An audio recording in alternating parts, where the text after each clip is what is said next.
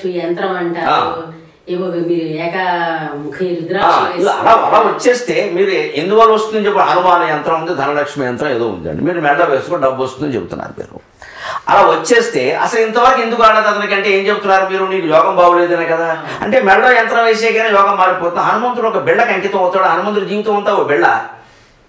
ఈ బిళ్ళ ఎక్కడుంటే అక్కడ హనుమంతుడు వస్తాడా? హనుమంతుడు సీతాదేవి ఉన్న చోటకి పెడతాడు కానీ ఈ బిళ్ళలో ఉన్న చోటకి రాడండి. కేరం బిళ్ళలతో ఆడుకోవలసిన కర్మ హనుమంతుడికే ఉంది. వీళ్ళు అమ్మేస్తున్నారు కానీ సీతాదేవి ఉన్న చోటకి సముద్రం దూకి వెళ్ళాడు. పెద్ద మనిషి ఎవరు వెళ్ళమంటే వెళ్ళాడు. ఒక 10 రూపాయి బిళ్ళ కూడా ఇవ్వలేదు రామచంద్రబాబు. హనుమాన్ యంత్రం కదా, రూపాయి బిళ్ళ ఇవ్వలేదు. కనీసం ఏమైనా వెళ్ళొచ్చో మధ్యలో ఇడ్లీ తిన్నావా అని కూడా అడగలేదు. అంతే. అసలు అంతా ఏమీ ఆశించకుండా నిష్కామంగా ఒక స్త్రీ ఆపదలో ఉంది, నా రాజు నన్ను ఆజ్ఞాపించాడు, నా ప్రభువు నన్ను కోరుతున్నాడు, నేను చెయ్యాలి అని వెళ్ళి ఆయన చేస్తే అటువంటి హనుమంతుడు మీరు బిళ్ళల పేరు మీద తాళ్ళ పేరు మీద అమ్మేసేస్తే ఈ ఫలితాలు ఎలా ఉంటాయో వీళ్ళకి అర్థం కావట్లేదు. శాస్త్రం చెబుతున్నాను నేను స్పష్టంగా యోగ వాసిష్ఠం సహా అన్నింటిలో. ఈ రకరకాల యంత్రాలు, మాయలు, రకరకాల వాస్తులు, ముహూర్తాలు, రకరకాల జాతకాలు చెప్పేసి మోసం చేసేవాళ్ళు భయంకరమైన దుర్దశలు జీవితాల్లో అనుభవించి తీరతారని ఖచ్చితంగా. వీళ్ళకి ఈ సంపాదన వీళ్ళకి కలిసి రాదండి. ఇప్పుడు ప్రత్యక్షంగా ఉదాహరణ కూడా చెప్పగలను నేను, అనుమానం లేదు. బాగుండదు, అది మనకు అనవసరం. మంచి ఉంటే మైకులో చెప్పాలి, చెడు ఉంటే చెవులో చెప్పాలి. ఆ మనిషి కనపడితే నేను చెప్పేస్తాను ఇందువల్ల ఈయనకి రోగం వచ్చిందని. ఇన్ని చెప్పినా కూడా మీరు ఇంత చెప్తున్నా కూడా వాళ్ళకి అవే నచ్చుతున్నాయి. అదే ఉందండి. అది ఆ బలహీనత ఎప్పుడు మీరు సామాన్యుల్ని అనడానికి లేదమ్మా.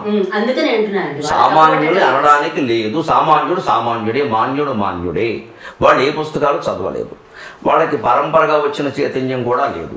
వాళ్ళ దృష్టి ఎలా ఉంటుందంటే, ఇప్పుడు 1వ తరగతి పిల్లాడికండి వాడు బడికి వెళ్ళాడు అనుకోండి, మరి నీకేం కోరిక కావాలంటే హోంవర్క్ ఇవ్వకుండా ఉంటే చాలు అంటాడు. ఎందుకంటే ఇవ్వడదమ్మ వాడికి, ఆ పూట గడిచిపోవాలి, వాడికి హోంవర్క్ ఉండద్దు. అంతేకాని నాకు ప్రధానమంత్రి అవ్వాలి ఎందుకంటే 1వ తరగతి వాడు చస్తుంటే నడువంతా బిగించారు, ఇంటికి వెళ్ళగానే తీసేస్తే చాలు వాడికి.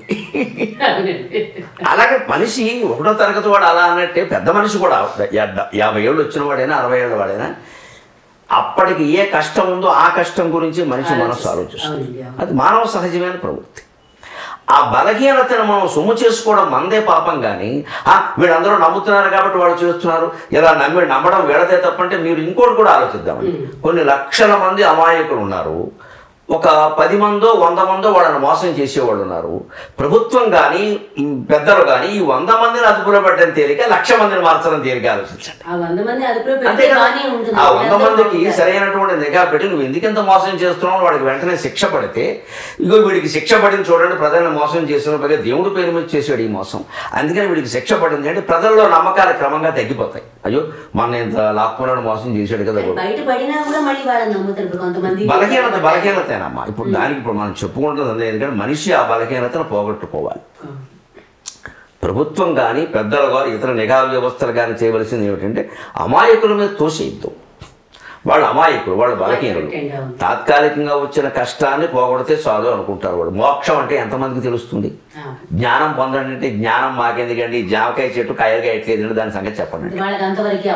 వాడు జామ తోట పెట్టాడు, వాడు కాయలు కాయలు పంట పండాలి, వాడు జ్ఞానం వాడికి ఎందుకంటే జామకాయ కావాలి. కానీ అందుకే మన సంస్కృతిలో భగవంతుడిని నేరుగా నమ్ముకోండి. మీ జామ తోటే పండకపోతే నాయన నేను జామ తోట మీద ఆధారపడ్డాను శ్రీకృష్ణ ప్రభు, నువ్వు జామకాయలు గాయించబోయా అంటే భగవంతుడు తప్పకుండా గాయిస్తాడు.